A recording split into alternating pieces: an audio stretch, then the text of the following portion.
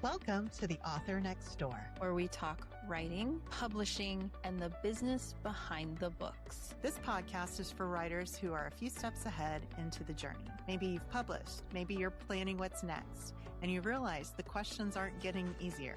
They're just getting more interesting. Sometimes it's just our fabulous selves. Sometimes we bring friends to the table, but it's always lived experience and information you can use. So pull up a chair. The conversation starts now.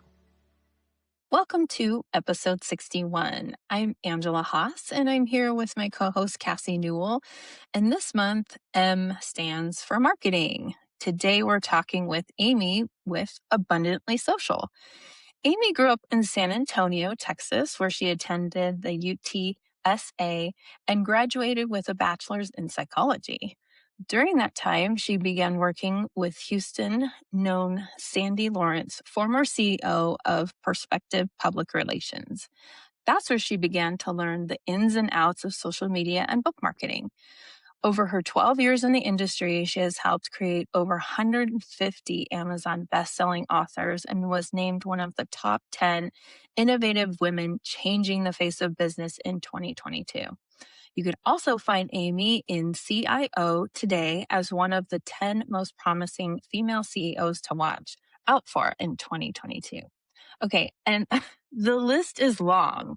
Listen to the rest of these accomplishments.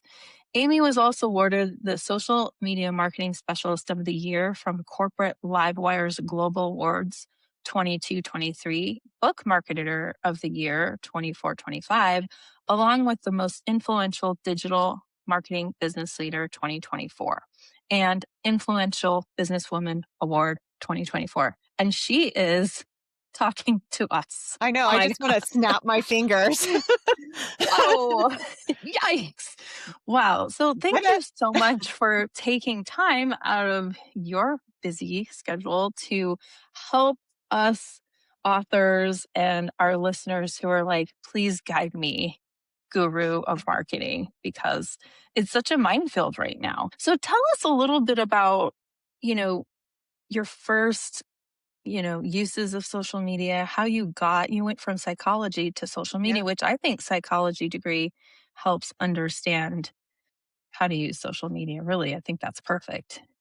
Yeah, I mean, it helps definitely understand people and what they're looking for, which is a good thing. But no, thank you guys so much for having me on and for letting me come and hang out and chit chat with you. This is always so much fun. So I'm just excited to be here. But yeah, I have a degree in psychology. It's in research-based psychology. So I originally was going to school for clinical psych, and I wanted to be in the prison systems. I wanted to be the psychologist interviewing, inmates. And so I went a completely different direction. I wound up in marketing. So, it's been a fun ride. But I mean, I would say psychology's helped me just understand how people think and kind of what they're looking for and how to sell to people without actually selling to people. Because no one wants to be sold to, right? They want to buy from people that they resonate with, or they feel like you provide some kind of help in the void that they're trying to fill, right? So it's all of those kind of emotional keys. But to answer your question, my first kind of stance with social media was a complete disaster. I'm not even going to lie to you. I will be so honest. Yes. Lay it on us. Yeah. So I used to just do it, for fun. When I was in college, I used to just kind of do it, post random photos. There's no rhyme or reason or anything. Influencers weren't as big at that moment in time. And so when I got married, I moved to Houston and I was working more closely with Sandy doing social media. And it was more kind of just highlighting the author, but it was me learning Canva and learning all of these different graphic elements. I mean, I had a minor in graphic design, but not in Canva graphic design. It's completely different in that avenue. So I remember I was throwing up this post about a review that this author had. And I tried to shine the review in a positive light, and it was a negative review. And so my first instance was just like, never post negative reviews or anything like that. So it was like a big learning curve, but I didn't get a bunch of engagement and stuff on my first kind of go round with publishing posts for authors or just people in business in general outside of myself. So it was a learning curve to kind of get in the mindset of what readers in that genre are doing, or if it's a business and different kind of avenues, but to get in the mindset of what a reader that wants to read that genre, what do they want to see. So it took me a good year to figure that out, and now there's so many subgenres that I'm still constantly learning. Yeah. So it's a fun adventure, but it was definitely a steep learning curve when I got into it. Right. And social media, the thing that frustrates me is by the time you think you've got it, it changes. The algorithm changes. I read an article now that hashtags are dead on Instagram because they're limiting it to 5 instead of where it was like you were told to put as many as possible. Yeah, like 20. Now, yeah, now it's 5. Yeah. Now it's kind of dead. Now no one cares. And I'm like, wait, I just learned to do my hashtags. And so as an author, what is there a constant at all we can bank on? Just I being mean, consistent. Like, being okay. consistent, which is hard for authors, because I totally understand. You wanna just write your books. You wanna sit down Right. and you wanna Yeah. write, and Mhm. finding the time if you're working a full-time job Yeah. or, if you're a mom and you're managing kids in your household and trying to write and working a full-time job, finding time to write is very difficult. So me being over here and being like, "Be consistent when you're posting," it's just adding stuff to it, and I understand that. But you have to view it as it's a marathon, not a sprint when it comes to creating and getting followers. You're not going to capture followers in 1 month unless you run like a big awareness campaign, like Facebook ad, and then it's not necessarily going to feed into engagement, right? So Mm. you have to be willing to kind of scale it slowly. And you do that by building consistency, by training your audience that you already have and that you acquire what they can expect to see from you, how often they're going to hear from you, and what they're going to see, right? And it needs to be, people used to talk about the 80-20 rule, and a lot of people don't talk about it anymore, but it's still very relevant, which is 20% actually selling your book and 80% is nothing to do with it, right?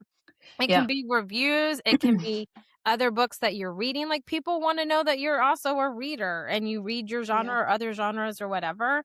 They don't wanna be sold to all the time, and you can post reviews and a link to your book, and it doesn't have to be like, "Oh, give me your money," right? They don't wanna do that. So, it's going back to that, but you have to train your audience, and that sounds really crazy to say, like they're just like a pack of dogs and you're training them, but at the end of the day, you are. Like, if you guys follow influencers or people on Book Talk or Bookstagrammers, you kind of know what content you're going to get from them. You're going to get a bunch of reviews, you're going to get unboxing, or you're going to get these tropes are awesome, and these are the 5 books that have them that are fantastic, right?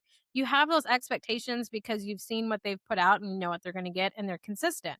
You have to kind of be the same way. But there's schedulers that you can use that'll help if you did it all, say, on a Sunday and you got really quick at it like me, and you can just schedule it all in like an hour and it all goes out in a month, and then you can share it in groups and those kinds of things. But it's just being consistent. Like, that's just the key. So how do authors show up consistently without feeling like content machines? Because I feel like a content machine half Yeah. the time Yeah. because I just don't have time to sit down and do a month's worth of planning half the time for Mhm. posting.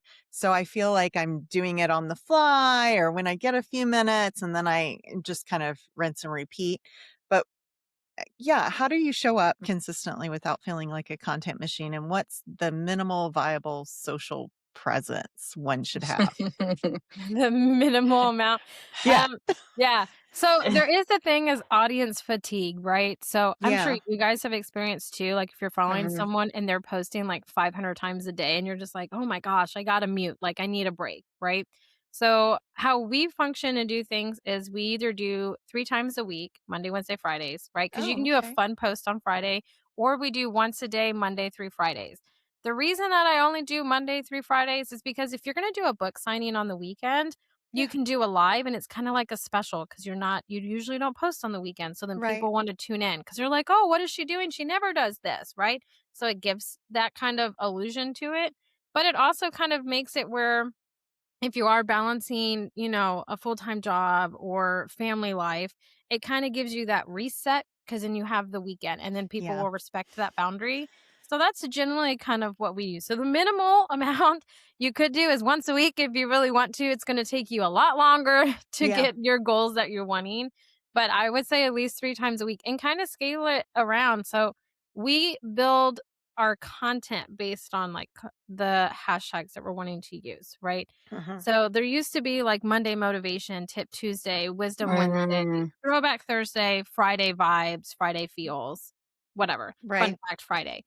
So if you kind of focus on those and build your content around it, it becomes a lot less daunting Yeah. and tiring, and you're going to realize that you have a lot more content than you think you do that you can pump out rather quickly because they don't all have to be about your book. I mean, if you're a dog lover, you can post about your dog. I have 2 dogs and a cat, and I literally have learned that dogs fight like cats, like back and forth, mhm. fighting like cats and dogs. I have learned and experienced this, right? Right. When my kids were little, like I have a 5 and a 6-year-old, when my kids were little, I did a live video one time.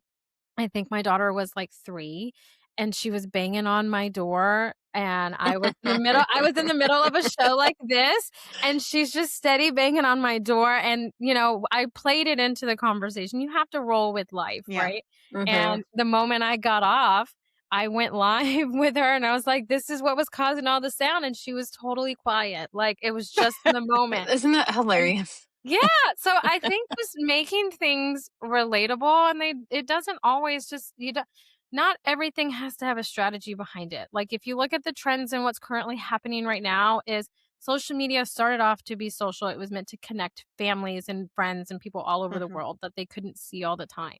And then it turned into like this lucrative, how do I monetize it and saturated with influencers and all of these things. But if you take a step back and you look at the trends, people are going back wanting it to be social, wanting to engage, like groups. Groups died off for a little bit. They've come back and they're stronger than ever. And especially genre specific groups, right? The conversations in there, the book recommendations, the just Uh-huh. community is kind of coming back. So focusing more on those kinds of things and less oversaturating your market and getting audience fatigue, right? I think would kind of take the dauntingness away. Like quick Yeah. photo of your dog, right? Or like I've even done one with like train wreck mom at the carpool line, and it's just like who can relate to it, right? So it's just kind of one of the things.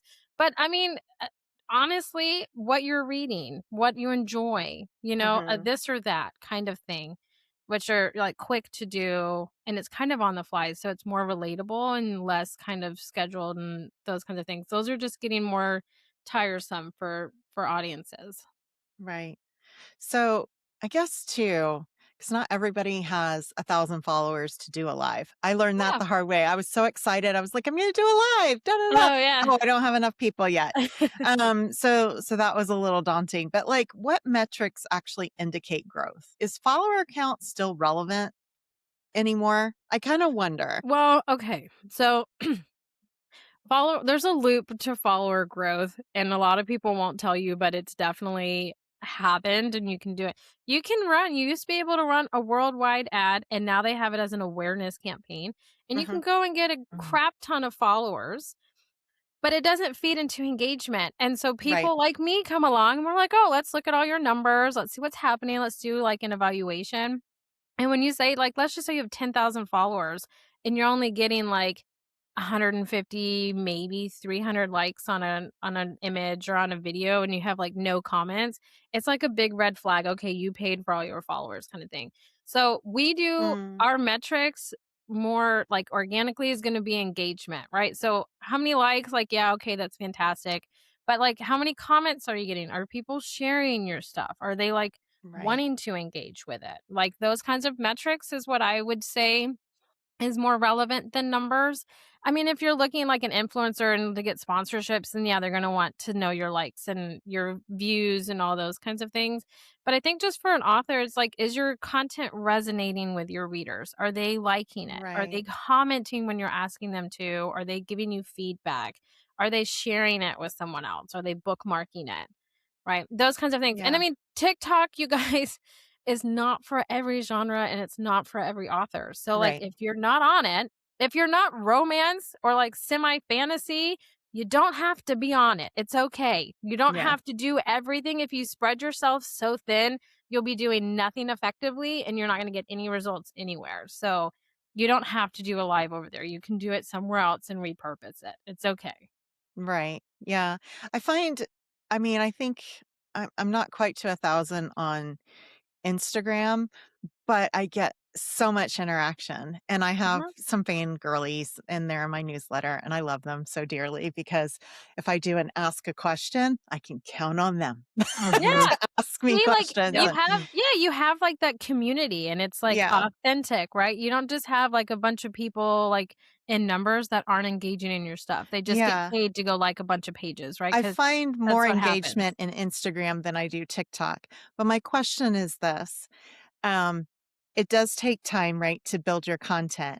I Mhm. find all my time is now in engagement, and I'm really quite worried because I want to make Yeah. sure anybody that tags me, I'm on it. Like I'm trying to constantly stay on top of that, which is Mhm.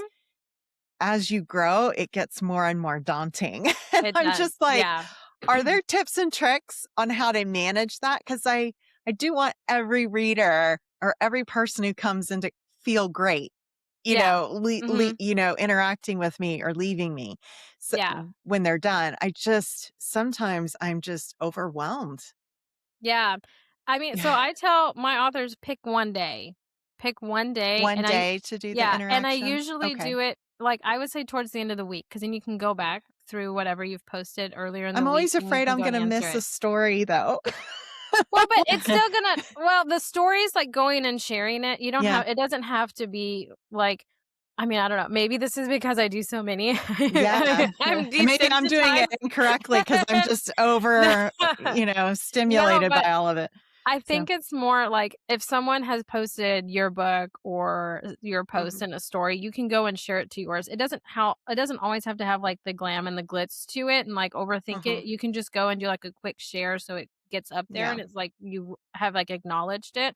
But in terms of like comments and those kinds of things, I usually say if the author is managing it themselves, they don't have a social media manager Right. that kind of has like a script that they can go in and do it. Because a lot of those that are engaging all the time have a manager that is doing that or a manager that's putting out all of their posts so they can just go and engage. So you have like those options. But if you're doing Yeah. it yourself, pick one day. And I always say pick Friday or Saturday. Saturday is more favorable because then you can go back through all your posts and they're going to be like, oh my gosh, like she's on a Saturday and she answered me. They're going to feel more special. So I Mhm. think doing those kinds of things, but if it's something that you need to comment towards and you can't at the moment, at least liking or hearting that Mhm. comment will give them acknowledgement. And then when you take the time to go back and reply, that's going to kind of speak more volumes. So that's kind of Mm. a roundabout way if you don't want like a manager to help you to smooth that out so you don't get overwhelmed because it can be very overwhelming. Like when you have Yeah. fans and they love everything that you do and they comment all the time, it can get very overwhelming. Yeah. I Yeah. love my little small number, but I see the really high numbers, and that's daunting to think about. Yeah. Yeah. Yeah. And that's why, honestly, we, in the early phases of planning this podcast, we just kicked around that maybe we eventually have like a community around it or a group. But I think a group wouldn't be satisfied probably with an admin or one of our PAs responding to things. It probably has to be us in there, And that's why I was like, gosh, that's a whole other, because I've seen communities die completely. They like start strong and there's a lot of engagement. And Mhm. then if truly the word is consistency, and if that's not occurring with the Yeah. people who created the group, then people they move on. But I am seeing a resurgence with Facebook groups just as sort of people claiming their little corner of the internet, and then people being able to share and ask questions and doing those things. But that's what kind of overwhelmed me, is like I didn't want to start something that I felt like I couldn't manage Mhm. 100%. I don't know if there's still tricks for that or. Well, so managers, I mean, okay, so how we handle all of our accounts, right, is if it's on Facebook, we're usually an admin on that account. So then we can switch into that profile. And when we go and respond, it's from that profile. So it looks like that person. So it would look like Angela or Cassie's responding. Mm-hmm. It wouldn't necessarily be like wouldn't come from like Aimee, right? But Right. Okay. Yeah. the different routes around it though is, like I said, picking a day. But the groups, like I said, has come back because people are more wanting community and more social, and to kind of find like their niche, right? Like I always compare it to Comic Cons. I don't know if you guys have gone to one, but Yeah. Yes. you know, if you compare it to a Comic Con, when you go, you literally feel no judgment. Like you are with Mm-hmm. like-minded, everyone just loves it. They're all excited. Everyone that's Mhm. dressed up's excited, loves everyone's outfits. And the groups have kind of turned into that. I mean, I'm in a ton of genre-specific groups, fantasy groups, dark romance, pitch black, Mhm. everything. And the community in there and the answers and like, I mean, people will give a description of a book in some of these and they don't know the title, and you've got like 35 comments of the title of the book. I mean, they're fantastic. Mm-hmm. So it doesn't necessarily have to be an admin responding all the time unless there's like problems in the group. It's Yeah. building the community as a safe environment where everyone can respond. So I think it's more Mm. creating that. But like I said, if Yeah. you had someone like a PA or someone that logged into your account or was an admin on it, they would be responding as you, which is where like we have certain, like we give out a script, right? So Okay. we Yeah. used to send out happy birthdays, thanks for the likes and follows, would love to do the same to you, and inviting to grow numbers organically like that. We used to do stuff where it was like if we're promoting like, oh, here's a free copy of our book, for joining it, and like those kinds of things. Oh, happy work anniversary if you're on LinkedIn, those kinds of things, just Mhm. standard that we could do. And then like common questions or comments that would come about and like how you would answer those.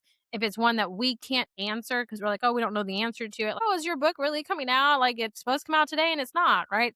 Then we'll send it off and then we'll comment later at that day or time when we get Mm-hmm. an answer.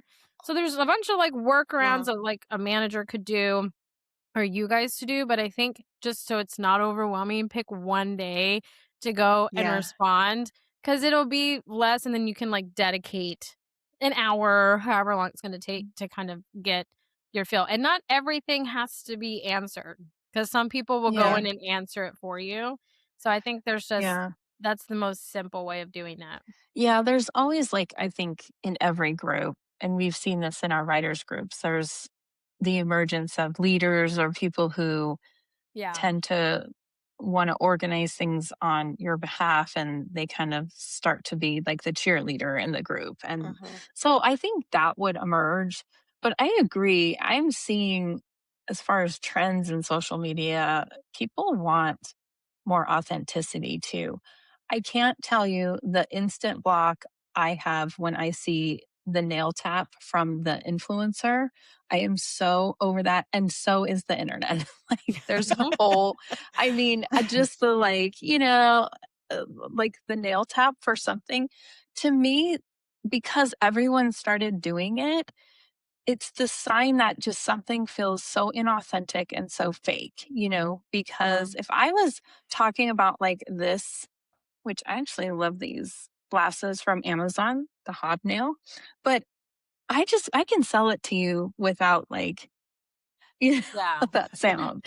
Yeah. And it just, I think people are starving for more conversations. And I'm even seeing people like saying we want breaks from the doom scrolling, the videos, like the constant assault on our senses of sound and picture, and going back to like community authenticity conversations. So, but that's probably not appropriate for every platform, right? Because I think video is always going to be king on Instagram, always on TikTok. Yeah. Well, so I've started seeing on like a lot of trends and like, influencers or just different, I mean, mommy influencers, I guess you could say, right? So the trend that I see on my personal feed is less of like the fake facade, right? Less of like the Hmm. perfectly clean house. So I have 5 kids and everything's white, which was just not going to happen, you Right. know? Or like my car's just constantly clean and you have like a toddler, which we all like, it's not relatable, right? And so the relatable content, the mess ups that you make, the how life just sometimes hits you in the face. For like I feel like continuously sometimes, right? So those more things, but I'm seeing a lot more of the slide campaigns. So there's videos, yes, of like holding up different products, but a lot of them are just like, oh, like I'm a big Target girl. Okay. Mhm. Target is like the Yeah. biggest store in my small town and I go all the time and I spend too much money and I hear about it. But I see a lot of more an example, right, is I went to Target so you didn't have to, and that's the opening graphic. And then it says to slide, and then you can go, and it's like the top 10 things that they found at Target, and it's just going through the slide of it. So then that way, if you want to screenshot it and like look it up, right? Because you can do Right. that through Google. You can be like, oh, search for this, tell me where it is or what it's Mhm. called or so whatever, so I could buy it.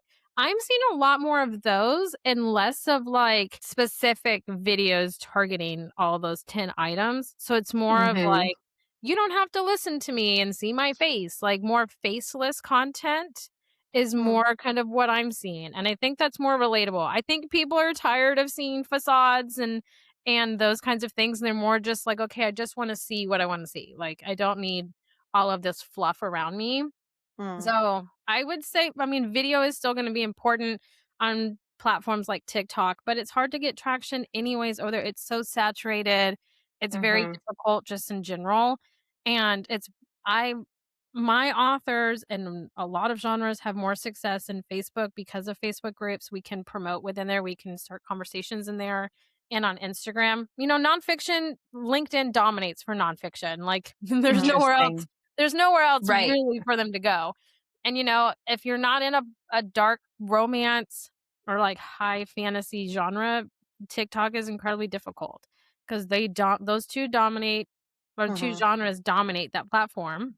But then you can't Mhm. forget about your other ones. But definitely less video, more slide conversations. So interesting about Facebook because I loved Facebook when it first came out. Yeah. Yeah. And Yeah. over the last, I don't know, 5, 6 years, I've really pulled out. Like, Yeah. I just don't love being in there. It's overwhelming. It's over inundating with notifications. The And groups are amazing though. it The sounds like groups. that's getting a resurgence because a lot Mhm. of people in the various author groups started pulling out and they Mhm. were going to Mighty Networks and all these other things. I find myself to be an Instagram lover, Yeah. more so, and I'm seeing those groups and those things that are kicking up, and I'm finding myself joining them, but I'm not really clear on how to operate them. But I do feel like Facebook, although I know that's where a lot of my readers are, I'm just so avoidant of it. I have my page Yeah. and I definitely do the sharing of everything, but I tend to focus more on Instagram Mhm. because my engagement's there right now. Yeah. And the Facebook pages just are a page. Like it just doesn't seem to warrant a lot of interaction like Instagram does for me anyway, in my Mhm. experience. So I just go, oh, I don't know that I want to log into Facebook like all the Yeah. time just to start a group, but then I see things like Instagram started theirs, and Mhm. so Yeah. I'm like, Well, where do they're you find the connected. information sometimes just to even understand how to set those things up and get those going? It's overwhelming. Yeah, I mean, there's an endless amount of options, right? There's an Yeah. endless amount of, I always say, social media platforms. And you can pick whichever ones you want to be on, but you need to be on the ones that your audience is on, and Hmm. then you maintain the others. So I always say three Mhm. platforms. Oh, that's great. Right? So do 3 platforms, 2 that you are familiar with enough to maintain, and 1 that you know really well that you really enjoy. So for Hmm. you, you really enjoy Instagram, your engagements on Instagram, you put a lot of Yeah. time and effort into it, which is why your engagement's so high. And on Facebook, you could kind of care less, and it's a beautiful thing that Instagram and Facebook are connected because you can just feed all that into Facebook, Right. check in every now and then to kind of, you know, Right. manage that, and then your other one, is TikTok. So it sounds like you're on TikTok. So you can kind of feed that, but you're primarily focusing on Instagram, which is where your numbers are. So don't overwhelm yourself by trying to do all of them just if you want, you can just throw up a post every now and then. I do this all the time for people. If they're like, hey, I don't care about these other platforms, but I have them and I really like this one and this is one that's been going, then go to those other platforms and been like, hey, I'd love to chat with you over on Instagram. That's primarily where I'm at. And then just been like, oh, like all my exclusive content or all my content goes to Instagram first. People have a FOMO, like they don't want to miss out on something. Yeah. So then send Well, them it's where you crazy want them to because go. my TikTok is bigger. Yeah. But I just don't get as much I get some, but just not much. Yeah. And I know I could go live and I do all the things because it grew so quickly. And I just don't have that with Instagram. And it's a little frustrating, I think too, the question to me is always what actually moves someone from a follower to a reader. Yeah. That's my question in the back of my head. And I don't know that TikTok is serving that for me. Whereas I feel like Instagram is a little bit more serving of that. And it's usually I can see the dynamics of that on my link tree, right? For each social media. I can kind of see the algorithm from each group of, each platform, what's actually performing. And I'm never amazed anymore that it's always Instagram. Yeah. It's it's not the one you TikTok. have it sounds like that's one you have the most fun with anyway. Yeah. So it sounds like you put a little bit more time in that one than your other ones, which is fine. That's what you should do, right? That's the one that you enjoy the most and you're getting the repercussions of it, right? So like they're engaging with you, your click-through rates are much higher because it's more fun. I always tell people, pick the platform you have the most fun with because if you don't, it's going to show in your content. It's going to show that you're just like, this is daunting. I don't want to be here. I'm just going to throw this up. Like you don't really care. And like your audience and your readers are going to see They're that, gonna see right? it. So it's kind of one of those, like it probably comes out your most authentic self on Instagram, more relatable. And then you want to kind of engage, which is why. But I mean, it's creating groups and like there's always a plethora of things that you can do that's going to be like the next big hype. If what you're doing is working for you and you haven't noticed a dip, don't change it. If it's working, like don't. So If how it's do not you broke, don't know fix whether it. it's working or not? Let's talk about that. I mean, so for you, like your engagement, right? Your interaction, your numbers may be low, but like your engagement sounds extremely high. Like for the most part, it sounds like it's converting. Like your ratio in terms of engagement and followers is probably neck and neck. Like it's probably pretty good, and so it's working for you. I mean, you can't. Some authors measure success by how many book sales they're getting, right? Yeah. I totally understand that. I understand the time, blood, sweat, and tears that go into a book. And I mean all of those things. I totally understand. And then the money, I understand that too. But you have to judge success on readership, which is do your readers want to hear from you?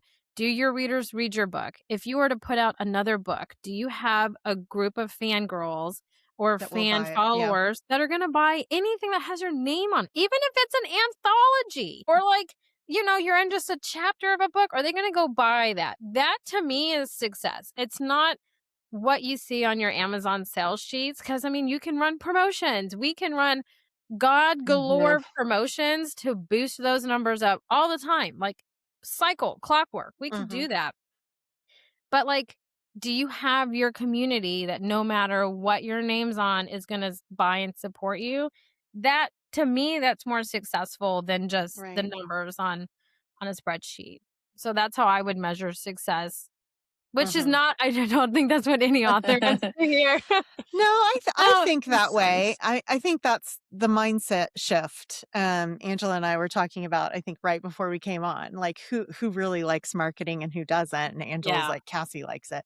And, well, it's because I've been working on it for over a year. Like, okay, it's not about the total numbers. It's about the engagement. It's about finding my people in my community. And for me, the biggest engagement is converting you to my newsletter. Because at the end of the day, that's where I want all my exclusivity. I want you to join my newsletter and interact with me there. And I love it when people just hit reply back to me and tell me something. Like that's my favorite interaction with my newsletter subscribers.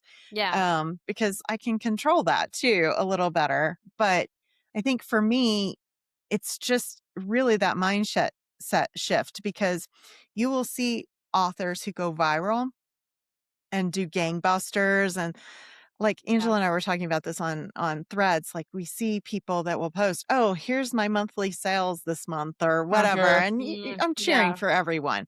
I'm never going to do that. Yeah.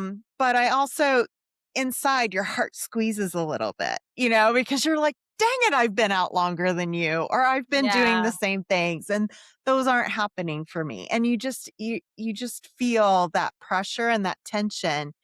And I think there's a little bit of competitiveness in us too, that we want to achieve those things. Absolutely. But I am at the point where I don't want to kill myself to achieve those things either. Yeah. I mean, so I hear authors say that all the time, like in our meetings, and they're just like, "Oh, well, like so and so's just killing it. They're running Yeah. Amazon ads and they're killing it." Okay, well, Amazon ads aren't going to produce for you anymore. The cost per click and conversions, and it's a full-time job manipulating those. A lot of people are going back into Facebook ads, right? Yeah. But I tell every author this, and they don't like me, and then they come back and they like me after this. I'm very honest with them. It's why did you write your book? Did you write your book Yeah. because if it's a fiction book, the story just kept playing in your head and the characters got louder and louder and you needed to get it out and you just wanted to get it out and it was something for you and it didn't matter? Or is it like a nonfiction book and you wrote it to drive more business to whatever it is that you're doing, right? Mm-hmm. You have to kind of reset it because there's a lot of noise. Social media creates a lot of noise. It creates a lot of competitiveness, jealousy, all of these things. And you kind of have to reset and be like, wait, why did I write my book? Did I write my book because I wanted to sell a lot of copies of my book and I'm going to do anything to do that and spend X amount of dollars to do that? Or did I write it for me to share with other readers? So Mm-hmm. you kind of have to go back to that. I think it's important to reset every now and then because intentions and mindset and all those things, I mean, it feeds into like mental health, but it can get very clouded Yeah. being constantly on it. So that's why you have to like reset. It's important or you're never going to meet your expectations with it. Yeah, I So agree. I think that's so important for our listeners to hear because we really do try to reach out to the listeners in their awkward sophomore year. So Mhm. I've got one or two books out. I'm not a beginner, but I'm entering the phase where I've got to start taking my business seriously. Yeah. Unless there's probably listeners like I'm just writing for fun and I Mm-hmm. don't care. I have a day job, I just do this and I put that out. But for those that especially where I was feeling when I published my second book. And I was like, okay, now what do I do? Yeah. Because you have so much advice coming at you. And if you were to like boil down for someone who's feeling discouraged, it's like they don't even know where to start Yeah. sometimes. I kind of like this social media platform, but how do I even just start engaging? So if you were to help someone just start from the beginning just to start to get their toe in the water and then also guide them to not be discouraged because it really is a long game. I've run Facebook ads and spent money and nothing happened. Like literally nothing happened. Yeah. And then you go back and there's all these things that tell you, well, you've got to punch up your headline and your tagline has to be this. And that's where I see authors just quit because that kind of stuff is not their specialty. So Yeah. yeah. Well, I mean, it's a saturated market, so it's competitive when you're running ads, when you deal with ads, right? So, rule of thumb is at least in all my years of doing this, it's one book is hard to market because it's one book, it's your right. debut. And if nobody knows you, having your ebook at $10, which it sometimes is insane. Okay. If it's like not Right. a Yeah. thick book, No. no one's going to buy that because they don't know you. They don't know if you're going to like your writing style. They're not, that's too much of an investment, right? 2 books is just like, okay, it's intriguing. So I can read 1 and 2. Is it going to be done? What's happening? 3 books is much easier to sell, and a completed series is much easier to sell than a debut novel. A debut novel, the way to have success is to be running quarterly promotions on your ebook. So ebooks feed into physical sales of your book. And then if you're doing it on your website, if you're going through Amazon, if you're doing a third party like Lulu, any of those, distributing to libraries, however you want to do it, running promotions on your ebooks every quarter is going to feed into popularity. It'll help Amazon start promoting your book for you, which is ultimately what you want once you hit like 50 to 55 reviews. And there's review campaigns on top of that you can run to make it successful, right? You can definitely do that, and you can spend like $1,200 to make that happen. Or if you have multiple books, right? I don't know, say that you're just like pumping out all of these books. Right. Like right? Cassie. Yeah. Pumping them out, Cassie. I got 7. So if you do something like that, right? And I don't know, let's just say you have 3 different series that are currently going on, right? And you're pumping out new books within those series, running promotions on different books within that series generally feeds into more purchases of book 1 and more reads of book 1, which then captures them into the whole series. So your hands get tied up with one book. Every marketing person should tell you that it'll be easier to market the more books that you write versus just one. A nonfiction book used as a business element to like trap in more business towards your consulting, wellness center, whatever it is. You have to invest that in terms of marketing, promotions and stuff, because it's the only one that you're going to write. But fiction, there's a lot more kind of play with it. So that's the difference. You can't get discouraged with it though, because you can run quarterly promotions and you can run them for an entire month, and you can have that book at $2.99. So that way you'll get some of the like royalties from it. Right. You can do it for $300 and you can run it, and it'll send it out to all these newsletters that are specifically readers looking for your genre of book, and it'll help kind of jumpstart it, right? I mean, you can definitely do those. There's options to make those happen. But if you're a writer that's writing in series, keep writing, because it will get easier to market your book the more that you have in a series. It can't, I mean, I'm not gonna lie, it can get expensive. Like, it's, if you only have one book, it's expensive. And review campaigns are, if someone ever approaches you and is like, hey, I'll review your book for $50, they cannot do that. Like, it will not go up on Amazon. It will get pulled down.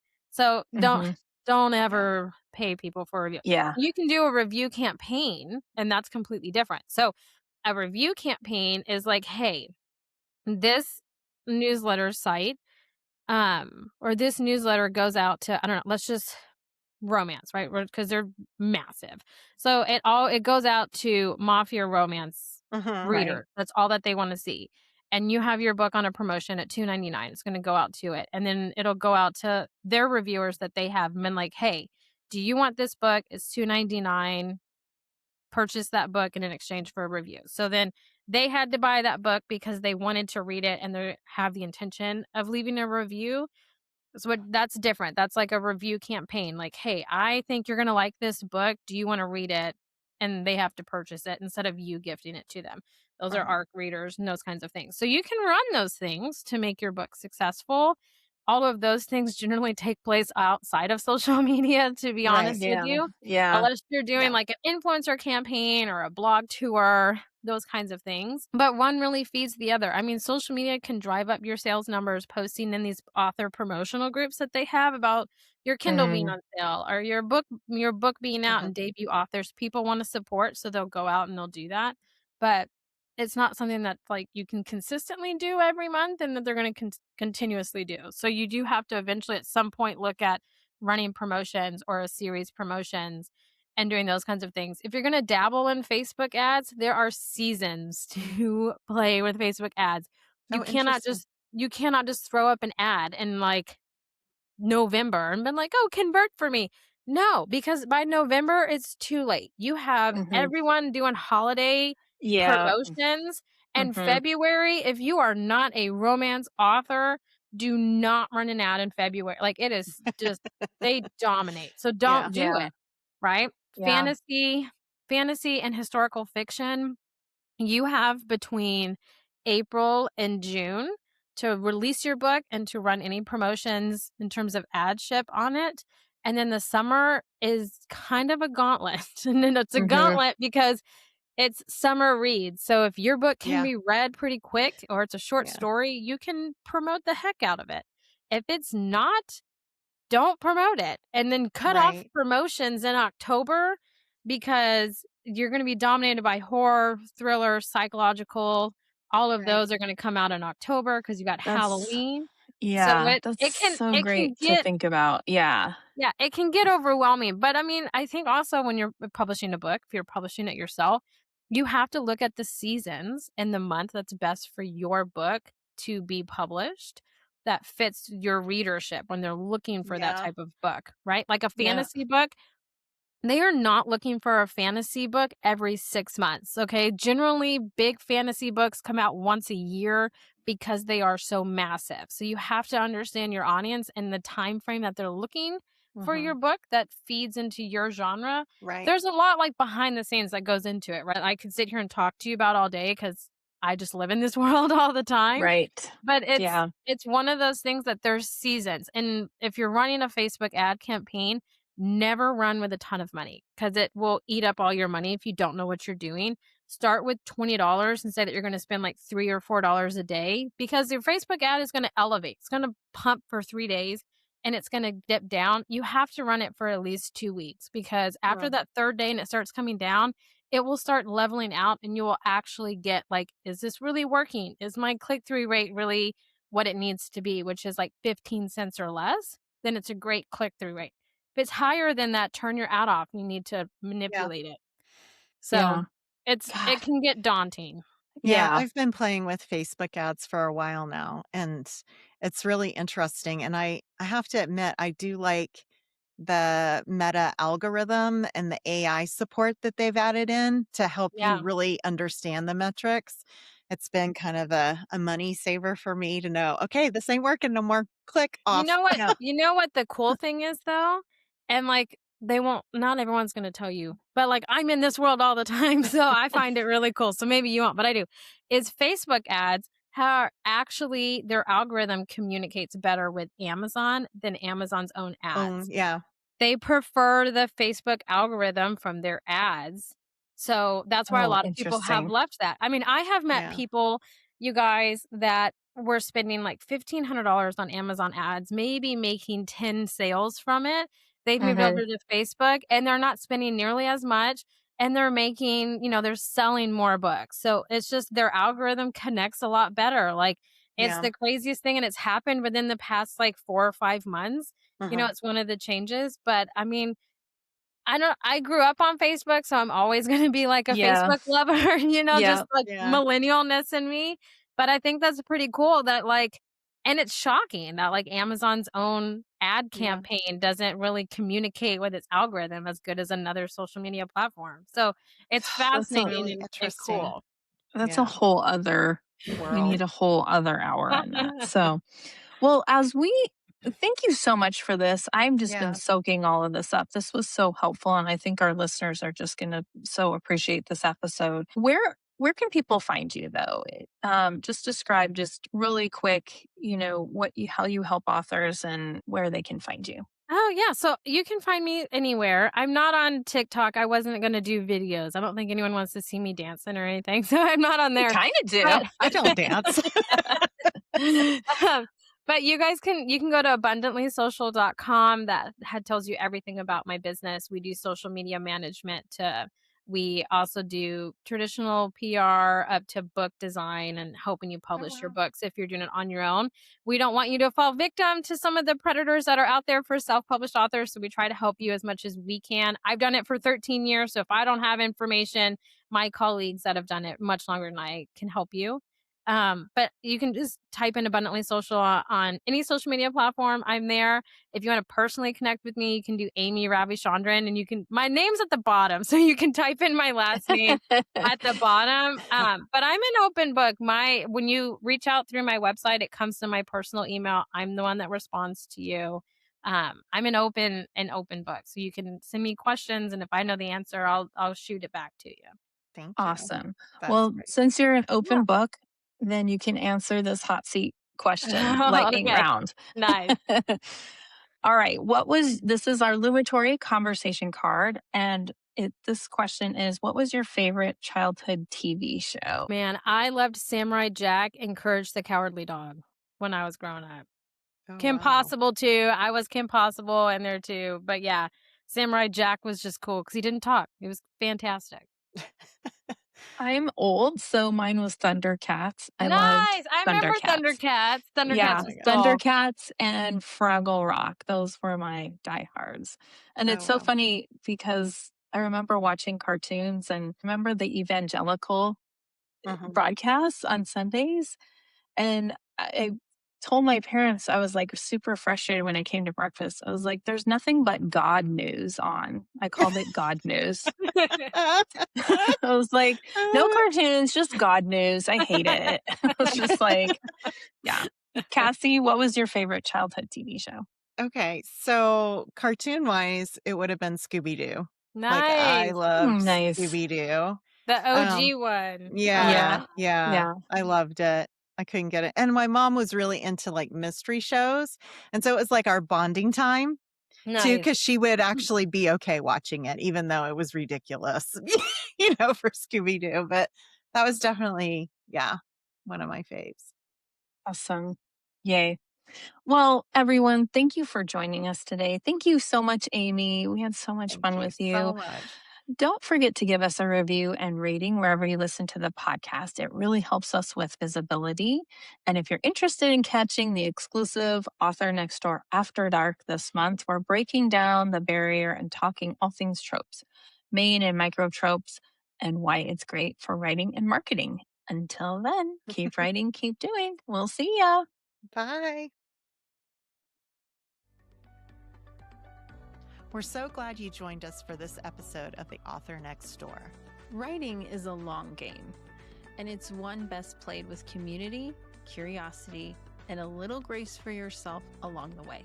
Keep showing up, keep learning, and keep telling stories only you can tell. We'll see you next week, right here next door.